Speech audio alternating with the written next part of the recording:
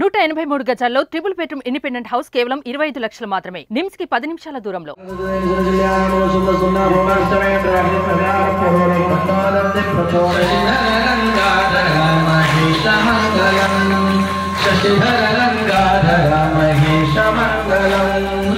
దేవుడికి ముడుపు కడితే 100% కోరికలు తీరుతాయనే గ్యారంటీ మీకుందా?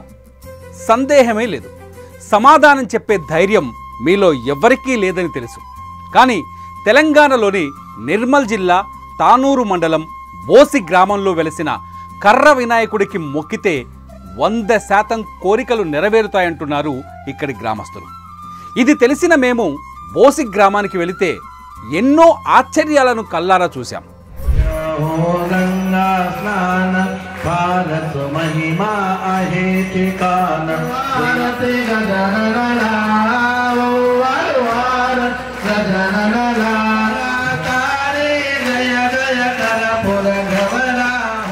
ఇదే బోసి గ్రామంలోని కర్ర వినాయకుడి ఆలయం. దేశంలోనే మనం ఎక్కడా కని విని ఎరగని తీరుగా ఇక్కడ వినాయక చవితి జరుగుతుంది. పండగ రోజు కొలువుదీరే ఈ వినాయకుడిని దర్శించుకొని ముడుపులు కట్టడానికి ప్రతిరోజు 1,00,000 మంది వరకు భక్తులు వస్తున్నారు. తెలంగాణ, మహారాష్ట్ర నుంచి కార్లు, బస్సుల్లో ఇక్కడికి చేరుకుంటారు. ఇందులో ముడుపు కట్టే వాళ్ళు కొందరు ఉంటే మొక్కు తీర్చుకునే వాళ్ళు మరికొందరుంటారు. రోజుకు 1,00,000 మంది భక్తుల ఇది నమ్మేలా ఉందా? సరిగ్గా ఇదే సందేహం మాకు వచ్చింది. కెమెరా తీసుకొని బోసి గ్రామానికి వెళ్తే కానీ అసలు విషయం మాకు తెలియలేదు. బోసి గ్రామంలో కొలువైన ఈ వినాయకుడిని దర్శించుకోవడానికి నిజంగానే 60,000 నుంచి 1,00,000 వరకు భక్తులు వస్తున్నారు. ఇదిగో క్యూలో ఉన్న జనమంతా వీళ్ళే. పూజలు జరిగే 9 రోజులు జనంతో ఈ ఊరు కిక్కిరిసిపోతుంది. నిజంగానే ఇక్కడ రోజుకు 60,000 నుంచి 1,00,000 మంది భక్తులు కనిపిస్తున్నారు.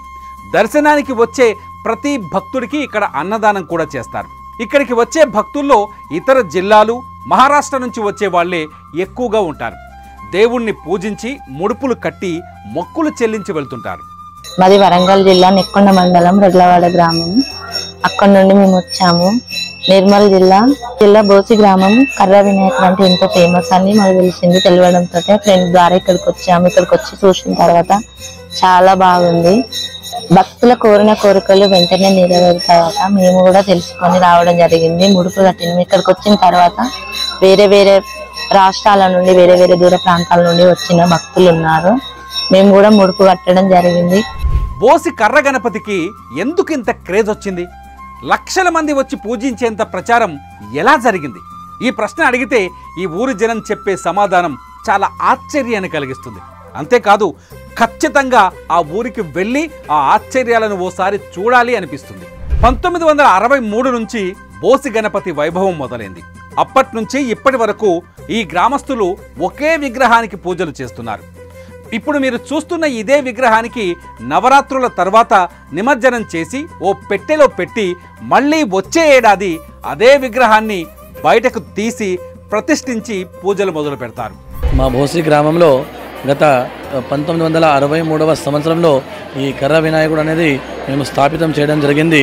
మీరు భారతదేశంలో ఎక్కడ చూసుకున్నట్లయితే కూడా ఎక్కడైనా కానీ గణేష్ విగ్రహం పెడుతున్నామంటే పెట్టిన తర్వాత 3 రోజులకో, 5 రోజులకి, 7 రోజులకి, 9 రోజులకి, 11 రోజులకి ఇట్లా నిమజ్జనం అనేది చేస్తారు. కానీ మా బోసి గ్రామంలో మాత్రము 1963లో స్థాపించినటువంటి విగ్రహానికి ఈరోజు కూడా అదేవిధంగా అదే రీతిలో పూర్వీకులు చెప్పిన ప్రకారంగానే ఆ యొక్క పూజ అనేది చేసుకుంటాము. ముడుపులు కట్టడం ఇక్కడి పూజల్లో ఒక ప్రత్యేకం. ముడుపు కట్టిన ప్రతి ఒక్కరి కోరిక నెరవేరిందని చెబుతున్నారు గ్రామస్తులు. తమ బోసి గ్రామమే ఒక పెద్ద ఎగ్జాంపుల్ అంటారు. ఎందుకంటే ఈ గ్రామంలో ప్రతి ఇంటికి ఒక ప్రభుత్వ ఉద్యోగి ఉన్నారు. వాళ్ళంతా కర్ర వినాయకుడికి ముడుపు కట్టిన వాళ్లే అని చెబుతారు ఇక్కడి ప్రజలు.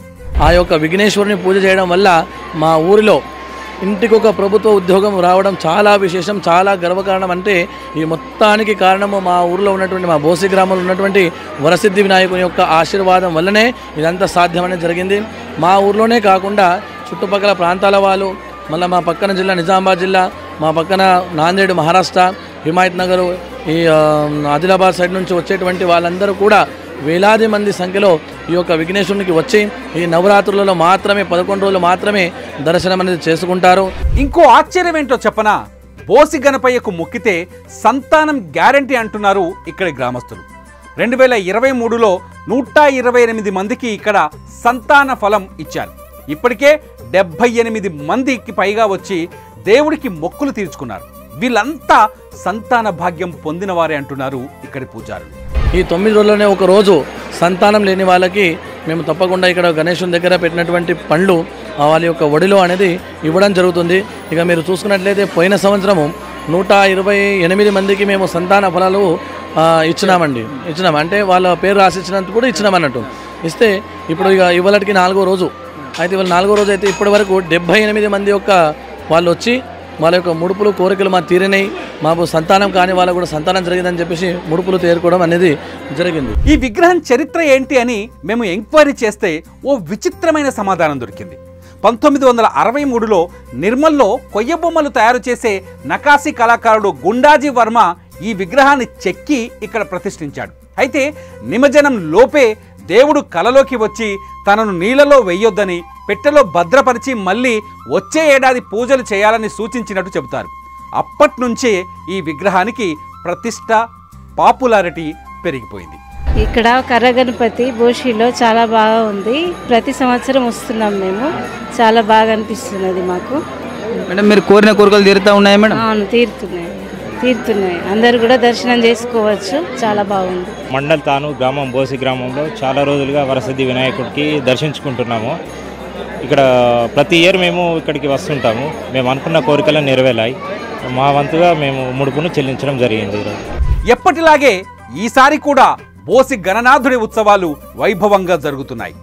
ఈసారి కూడా రోజుకు 60,000 నుంచి 1,00,000 వరకు భక్తులు వస్తూనే ఉన్నారు. వారికి భోజనం పెట్టడానికే నిత్యం 10 క్వింటాళ్ల బియ్యం వండుతున్నారంటే ఈ వినాయకుడికి ఎంత పాపులారిటీ వచ్చిందో అర్థం చేసుకోవచ్చు. మరి మీ మొక్కు తీర్చుకునేది ఎప్పుడు? కామెంట్ చేయండి. చూస్తూనే ఉండండి సుమన్ టీవీ. అంటే భక్తుల నమ్మకాలు వచ్చేసి ఇప్పుడు తండోపతండాలుగా వస్తున్నారు. సంతానం లేని వాళ్ళకు సంతానం కలుగుతుందనే నమ్మకంతో వాళ్ళు సంతానం కలిగిన తర్వాత దేవుడికి కట్టాల్సిన ముడుపులు కట్టేస్తున్నారు. ఇక్కడ చుట్టుపక్కల గ్రామాల వాళ్ళు కూడా పాదయాత్రతో మేము నిన్న వస్తున్న క్రమంలో దారిలో చాలా మంది మహిళలు పాదయాత్రలో వస్తున్నారు. దగ్గర మేము వెహికల్ ఆపి ఏటమ్మా మీరు వెళ్తున్నారు, ఎక్కడికి వెళ్తున్నారు అని అడిగితే వాళ్ళు ఏమని చెప్తున్నారంటే మేము బోసి గ్రామానికి వెళ్తున్నాము, అక్కడ కర్ర వినాయకుడు పాదయాత్ర చేస్తున్నాము అని చెప్పేసి గుంపులుగా తండాలుగా చాలా సంతోషకరంగా చాలా యాక్టివ్గా వాళ్ళు ఈ దేవుని కార్యక్రమంలో పాల్గొంటున్నారండి. మరి ఎటువంటి వేరే గణపతులు కూడా మా విలేజ్లో ఉండవు. కేవలం ఒకే ఒక్క వినాయకుడిని మేము కూర్చోబెట్టుకుంటాము. ఈ రోజులలో చూస్తే ప్రతి వాడవాడకు గల్లీలకు గణేష్లు కూర్చోబెట్టుకుంటున్నారు. కానీ మా గ్రామము ఐక్యత ఒకే ఒక్క వినాయకుడిని అయితే మేము కూర్చోబెట్టుకోవడం జరుగుతుంది. మరి దీంట్లో ప్రత్యేకంగా మా గణేష్ ఉత్సవ కమిటీ సభ్యులు కూడా అందరూ కూడా ఇక్కడ మేము కలిసికట్టుగా గ్రామ వీడీసీ కానివ్వండి, గ్రామస్తులు కానివ్వండి, అందరూ కూడా కలిసికట్టుగా ఇక్కడ కార్యక్రమాలు ఏర్పాటు చేస్తారు.